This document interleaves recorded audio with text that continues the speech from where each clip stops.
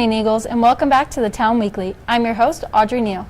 And I'm your co-host, Olivia McDaniel. To get started, let's take a look at our forecast with Peyton Wheeler. Hey Eagles, happy Friday. Today the weather is super windy with a high of 81 and a low of 64.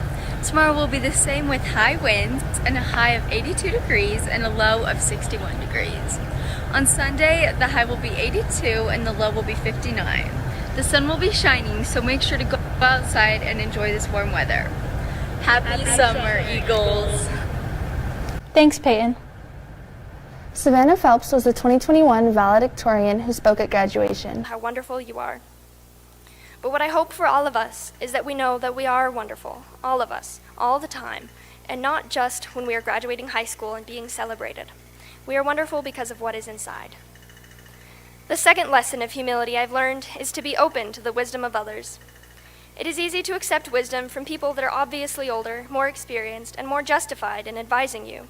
It's much harder to get over yourself enough to look for wisdom in people your own age or younger, or people everyone else overlooks. I've seen from experience how much joy and wisdom there is to be found in every person in this school that I have met. Congratulations to the boys and girls swim teams for placing second overall at state. And a special congratulations to Emma Gillert for placing first in the girls' 200-yard individual medley and girls' 100-yard breaststroke. Michaela Perea placed first in the girls' 100-yard backstroke. Aldo also placed first in the girls' 400-yard freestyle relay.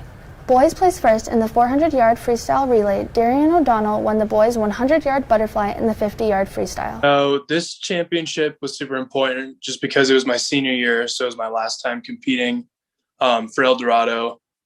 And it felt great to win.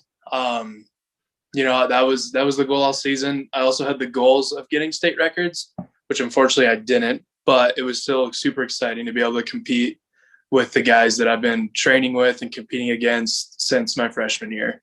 I won the 50 freestyle and the 100 butterfly. And then I was on one of the relays, the 400 free relay, and that one we won. I think it's the discipline that I've learned from it. And also just like the emotions that come along with it. It is a nice outlet for, if I'm having a bad day, go to practice, get it out, and I can turn it into a great day. Or, if I'm having a great day, then I just keep it going at practice or at a meet and, just goes really well. Wednesday, 2 GSA leaders presented a resolution to support transgender youth to the APS school board. Just because this is primarily focused on transgender students, and I think the best protection that we can provide is in the schools, and so APS is obviously kind of our home base, and then if we were to take it farther, I think New Mexico Public Education Department would be our next step. The board passed the resolution unanimously. Last Friday, varsity cheer placed third in state.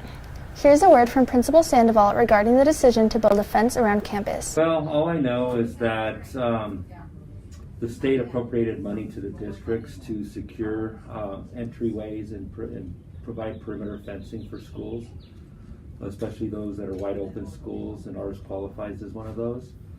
So they allocated money, and the district's telling us that we have to do it, and they gave us a plan and a visual of what it's supposed to look like, and let us know where the gates were going to be, and we had some say in that, but not much.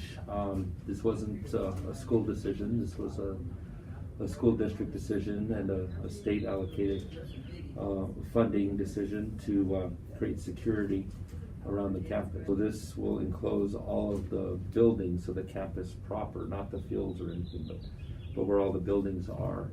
It'll still be safe. People will still be able to exit.